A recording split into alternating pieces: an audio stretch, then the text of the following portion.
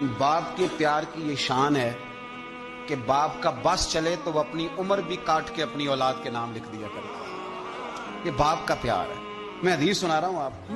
یہ باپ کی محبت کا عالم ہے کہ اس کا بس چلے تو عمر کاٹ کے اولاد کے کھاتے میں درج کرا دے. کہاں سے لاؤ گے وہ زاویہ؟